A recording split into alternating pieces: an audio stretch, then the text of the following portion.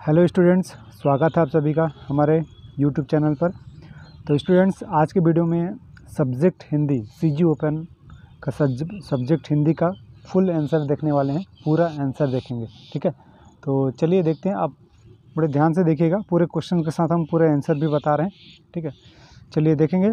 इससे पहले यदि आप हमारे चैनल पर पहली बार विजिट कर रहे हैं तो आप हमारे चैनल को सब्सक्राइब कर लीजिए, जिससे कि आपके पेपर जो आपका ये आपका छत्तीसगढ़ राज्य ओपन का बोर्ड का जो पेपर है, सारे पेपर के आंसर आपको मिल सके, ठीक है। साथ ही बेल आइकन का बटन ज़रूर प्रेस कर लीजिए कि जैसे ही हम आपके लिए वीडियो अपडेट करते हैं उसकी आपको नोटिफिकेशन मिल सके। चलिए देखते हैं यहाँ पास। इससे पहले भी मैंने पार्ट 1 अपडेट कर दिया था, लेकिन इस वीडियो में मैं आपको पूरा क्वेश्चन नंबर 1 से लेकर लास्ट तक बताने वाला हूँ। देखिए, सबसे पहले है सही विकल्प चुनना है आपको। आधुनिक कविता में परंपरा चल पड़ी, इसका आंसर होगा अलंकार रहीन कविता की, ठीक है, ख नंबर का। दूसरा, दो कलाकार की कथा वस्तु का मूल संदेश कला साधना की अपेक्षा समाज सेवा को महत्व देना। वीडियो को आप पॉज कर लीजिए या स्क्रीनशॉट ले लीजिए, उसके बाद ये लिख सकते हैं आप अच्छे से। और डियर स्टूडेंट्स, इस वीडियो को ज़्यादा से ज़्यादा शेयर कीजिए, क्योंकि समय कम है आप लोगों के पास लिखने के लिए, और आपकी भी हेल्प हो सके और आपके दोस्तों का भी हेल्प हो सके, इसलिए आप इस वीडियो को शेयर करें। साथ ही चैनल को ज़रूर सब्सक्राइब कर लीजिए, जिससे कि आपको अगले वीडियो की नोटिफिकेशन मिल सके। अगला देखिए, दीर्घ दाग निदास में अलंकार है, अनुप्रास अलंकार। अगला देखिए, देखा मुझे उस दृष्टि से जो मार खा रोई नहीं, कथन से मजदूर की स्वभाव के कौन सी विशेषता अभिव्यक्त हो रही है? तो इसका सही आंसर हो जाएगा दीनता। पांचवा देखिए, ऐसे पत्र जो अनेक स्थानों को सूचना देने अथवा सूचना मंगाने हेतु एक साथ एक रूप में भेजे जा सकते हैं, उसे कहते हैं परिपत्र। अब यहाँ से रिक्त स्थानों की पूर्ति करना है, खाली स्थान है। कठपुतली तो पराधीन हो जाएगा इसका आंसर। और ऋष्या क्रोध का आचार या मुरब्बा है। भाव पल्लवन संक्षेपण का विलोम है। और पीढ़िया और गिट्टियाँ शीर्षक व्यंग रचना के लेखक हैं हरिशंकर परसाई। रीतिकाल के काव्य में जो रस है वो शांत रस है, शांत रस की प्रधानता रही है। अगला देखिए, आपको उचित संबंध को जोड़ी मिलाना है, ठीक है। तो देखिए, मीरा की भक्ति का इसका सही आंसर हो जाएगा मार्धिव गुण। दूसरा है अधिनायकता, इसका होगा दूसरों पर शासन करना, क नंबर। तीसरा है आधुनिक मीरा, इसका आंसर हो जाएगा महादेवी वर्मा। अगला है रामधारी सिंह दिनकर कुरुक्षेत्र, उनकी एक रचना है ऋतुराज बसंत।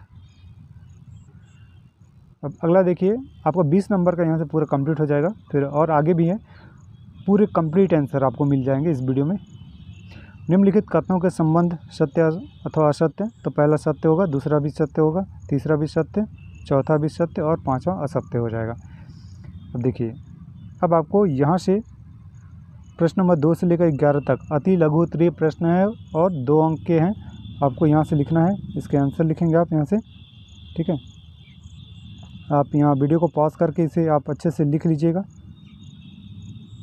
ठीक है। ये वाले थोड़ा सा PDF ऊपर नीचे हुआ है, आप इधर से देख लें, इधर ये प्रश्न नंबर 2 है, ठीक है।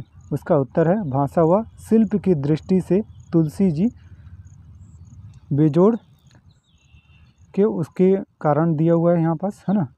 अलंकारों का सहज प्रयोग करने में सिद्धस्थ हैं, ठीक है। उनका भाषा के बारे में पूरा आप लिख सकते हैं यहाँ से, ठीक है। यहाँ से आप वीडियो को पॉज करके लिख लीजिए।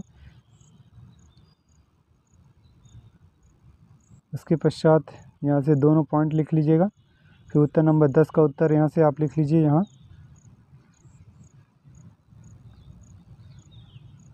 देखिए, थोड़े से प्रश्न क्रमांक ऊपर नीचे हैं, उसको आप अच्छे से एडजस्ट कर सकते हैं, है ना।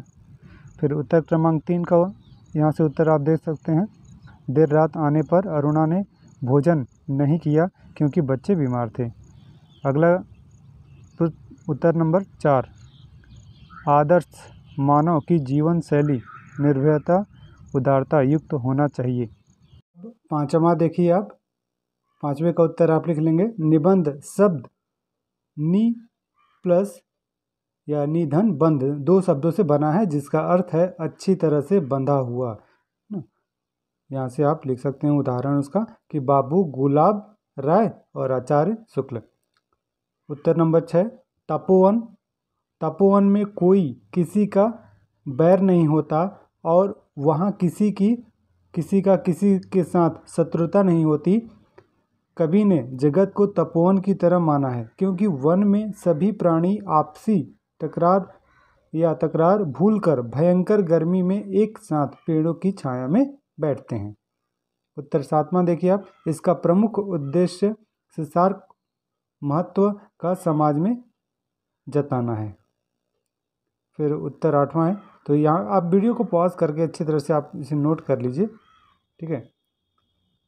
यहाँ से आप लिख सकते हैं कि पीढ़ियाँ उम्र तथा अनुभव के अंतर को दर्शाती हैं। पुरानी पीढ़ी के अंतर्गत माता पिता तथा गुरु जन आते हैं और नई पीढ़ी के अंतर्गत युवा शिष्य पुत्र आदि आते हैं। बाकी आगे का भी आप यहाँ से नोट कर लीजिए। वीडियो को पॉज करके आप नोट कर लीजिए। और यदि आप हमारे चैनल पर पहली बार विजिट कर रहे हैं तो चैनल को सब्सक्राइब कर लीजिए, जिससे कि आपको ओपन परीक्षा के सारे आंसर मिल सके। अगला देखिए, प्रतिवेदन के लिए बोला गया है। तो प्रतिवेदन लेखन की 4 विशेषताएं लिखना है आपको। पहला तथ्यात्मकता, और दूसरा तटस्थता, और तीसरा किसी घटना या स्थिति पर आधारित, और चौथा है भाषा सरल। 11वां देख लीजिए, आपको इसमें पूरे आंसर मिल जाएंगे, 1 से लेकर पूरा लास्ट तक के आंसर आपको पूरे मिल जाएंगे इस वीडियो में। राघव सरकार रिक्शे वाला से पैसे तय कर पैदल ही गंतव्य तक पहुंचकर उसे पैसे देने लगे। तब रिक्शे वाले को यह समझ आया कि राघव सरकार उस पर दया कर रहे हैं, जबकि वे रिक्शे पर बैठना पाप समझते थे। इसलिए रिक्शे वाले के चेहरे पर घृणा का भाव उभर आया। अब उत्तर नंबर 12वां देख लीजिए, है ना। तो यहाँ से आप वीडियो को पॉज करके अच्छी तरह से आप इसे नोट कर लीजिएगा, ठीक है। ओके, चलिए 13वां प्रश्न का आंसर आप यहाँ से लिख लीजिए। हिंदी के लेखकों में प्रेमचंद पहले व्यक्ति थे जिन्होंने अपने 3 लेखों में कहानी के संबंध में अपने विचार व्यक्त किए। कहानी गल्प एक रचना है जिसमें जीवन के किसी एक अंग या किसी एक मनोभाव को प्रदर्शित करना ही लेखक का उद्देश्य रहता है। उसके चरित्र, उसकी शैली, उसका कथा विन्यास सब उसी एक भाव को पुष्ट करते हैं।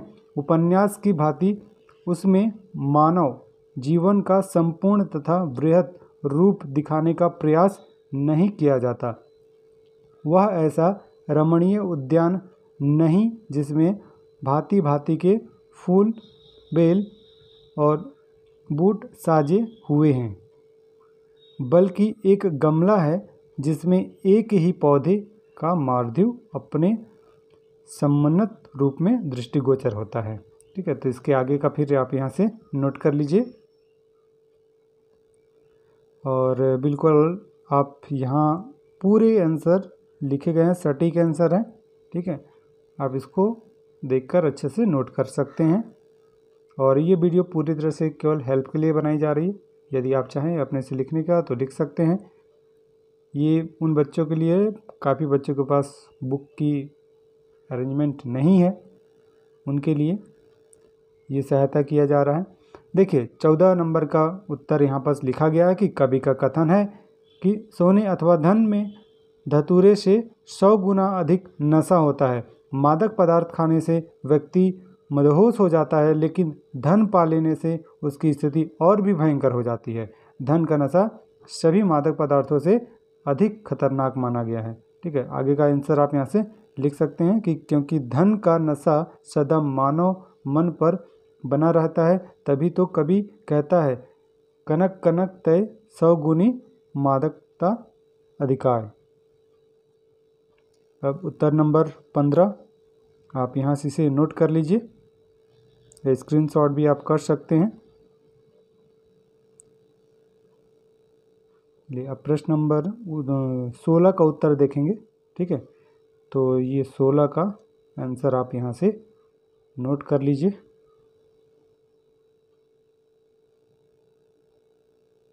ये पूरा कंप्लीट होता है यहाँ 16 का, सलाह ज़रूर दे सकते हैं, अंत में है। फिर चलिए अब 17 नंबर का देख लेते हैं। उत्तर नंबर 17 यहाँ पास, क्रोध के कारण कभी कभी उचित अनुचित विचार न करने से अनर्थ हो जाता है। क्रोध अशांति पैदा कर देता है। कभी कभी क्रोध के कारण मनुष्य अपने स्वजनों से ही झगड़ा कर जाता है। क्रोध के कारण कभी कोई निरपराधी भी दंड का शिकार हो जाता है।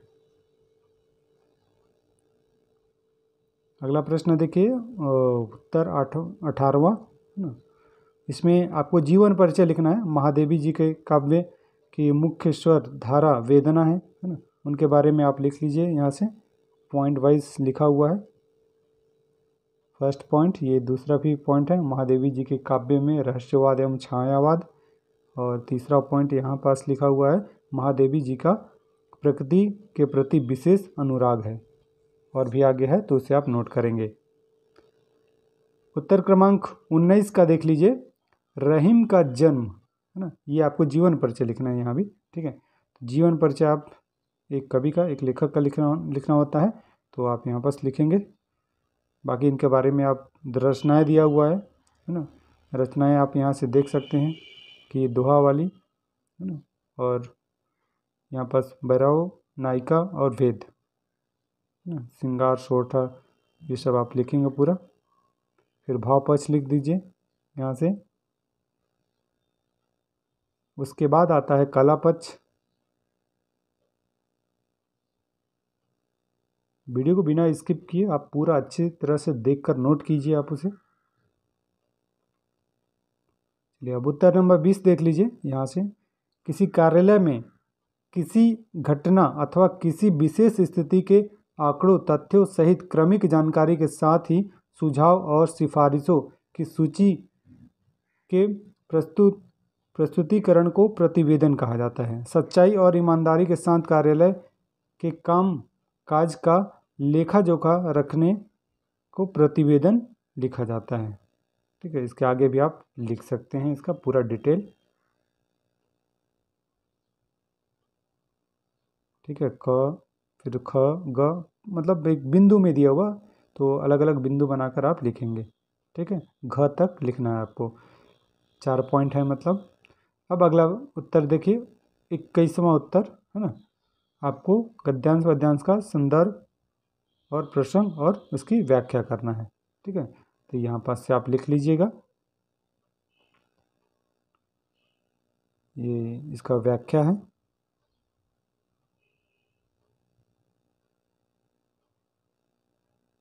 अब प्रश्न 11 का उत्तर देखिए है ना, नगर पालिका अध्यक्ष राजनांदगांव, जो नाम दिया है उसी नाम से लिखना है। राजनांदगांव को एक पत्र लिखिए जिसमें मोहल्ले में सफाई न होने के संबंध में शिकायत की गई है। तो देख सकते हैं यहाँ पास एक प्रति आवेदन है, तो जिसमें नगर पालिका परिषद राजनांदगांव छत्तीसगढ़, विषय ब्राह्मण पारा में साफ सफाई न होने विषयक है ना। देख सकते हैं, महोदय विगत 2 माह से इस मोहल्ले की साफ सफाई नहीं हो रही है। नालियों में कीड़े बिलबिला रहे हैं। आम रास्ता कूड़ा करकट से भरा हुआ है। हर जगह दुर्गंध ही दुर्गंध है। राहगीर नाक में कपड़ा लपेटकर गुजरते हैं। मोहल्ले वासी दरवाज़ा दिन रात बंद रखते हैं। यहाँ तक कि घरों में दुर्गंध आती रहती है, जिसके कारण मोहल्ले के अधिकांश परिवार विभिन्न बीमारियों से ग्रस्त हैं। अतः विनम्र निवेदन है कि इस मोहल्ले को नियमित साफ सफाई की व्यवस्था अतिशीघ्र करने का कष्ट करें। शंकरपुर राजनांदगांव। ठीक है, इसे आप लिख लीजिए। फिर आगे देखिए, गद्यांशों की व्याख्या है। प्रश्न नंबर 23वां का यहाँ से आप उत्तर लिखेंगे, संदर्भ है, प्रसंग है, और फिर इसकी व्याख्या कर दीजिएगा यहाँ से। ठीक है, ओके, नेक्स्ट आगे देख लीजिए।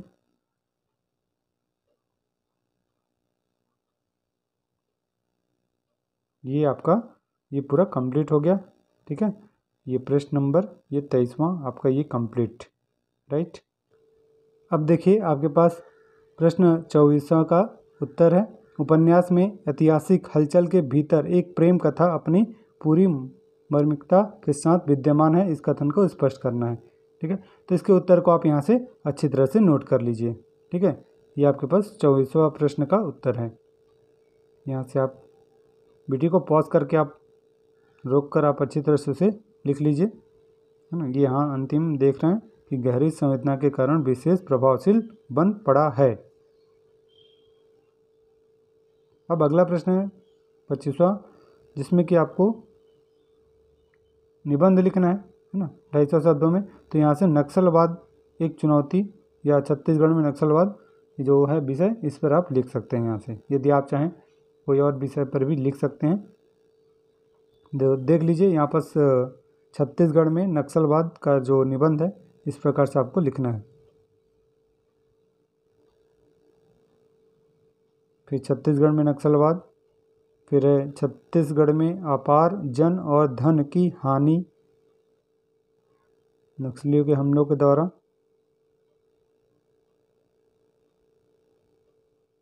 अब आगे देखिए इसी का, नक्सली वारदात करने में सफल हो जाते हैं। ये आपका यहाँ तक आपको करना रहेगा पूरा।